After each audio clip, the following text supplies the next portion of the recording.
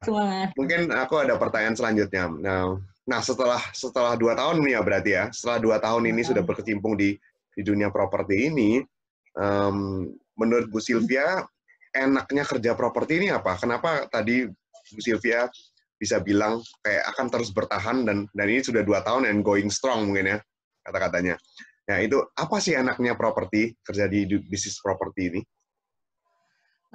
Kalau saya sih yang pertama pasti fleksibel ya. Fleksibel, saya bisa mengatur sendiri jam kerja saya. Tapi menurut pengalaman, itu nggak bisa dibuat main-main juga sih, tetap aja. Jadi ketika saya nggak fokus, saya sempat membuang 1 tahun ya kalau nggak salah, dengan ketidakfokusan itu, dan itu memang nggak menghasilkan. Nah kalau ternyata kerja setengah-setengah, saya waktu itu masih nyelip-nyelipin untuk jadi content writer Ya. 1 tahun yang lalu.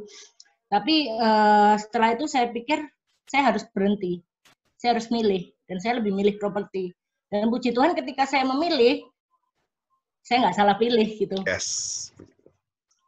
Itu yang pertama sih fleksibel tapi tetap harus konsisten ya, tetap harus fokus. Nah itu terus yang kedua, saya suka di bisnis properti ini karena dari kecil itu orang tua suka ngajak saya jalan-jalan lihat-lihat rumah. Dilalas sampai sekarang kan akhirnya keturutan ya lihat-lihat rumahnya meskipun rumahnya orang ya. Dan itu yang membuat saya enjoy. Jadi kalau viewing itu dianggap jalan-jalan aja lah. Meskipun kadang itu sampai jam 8, jam 9 malam, berangkat jam 8 pagi, sudah seharian bahkan nggak pulang. Tapi enjoy aja. Bahkan hari Minggu, kerja properti itu nggak kenal hari, tiba-tiba aja udah ganti bulan, udah 1 tahun saya fokus. Gitu. Terus ketemu banyak orang dengan berbagai karakter. Nah, saya ini orang komunitas, saya banyak ikut komunitas, saya suka bertemu dengan banyak orang, dan ini jadi semakin menambah passion saya. Jadi kalau ketemu banyak orang dengan berbagai karakter, saya juga belajar banyak Pak Ferry di sini. Terutama melatih kesabaran kalau ketemu klien yang mungkin tidak sesuai dengan karakter yang kita inginkan. Terus tapi juga banyak ketemu saudara jadinya. Bahkan kalau mereka sudah menempati rumah, Cici nggak kesini kayak gitu. Jadi aku apa-apa cerita. Ini ada beberapa orang saya masih utang harus ke rumah mereka. Wah, Karena mereka jadi dari klien menjadi teman gitu ya? Jadi teman curhat juga kadang-kadang itu Pak Ferry. Di Luar tengah biasa ini transaksi berarti. itu mereka, jadi apa ya benar-benar personal jadi akhirnya. Nah itu yang kedua, yang kesekian lah ya. Terus apa lagi ya? Enaknya join di properti itu, ilmu di dunia properti itu nggak terbatas. Jadi pengalaman saya, apalagi untuk menjual rumah-rumah secondary ya, itu setiap transaksi itu punya kisah dan ilmu sendiri-sendiri. Yang nggak akan pernah sama. Saya jadi semakin pinter.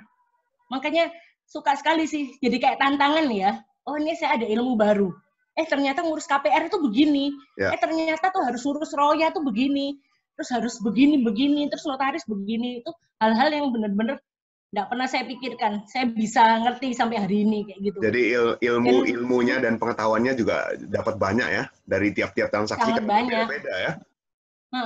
Apalagi itu secondary ya, beneran dengan segala mungkin dibalik semua itu gimana mengatur supaya dua-dua pihak nggak cuma salah satu ya, kedua belah pihak bahagia lah intinya.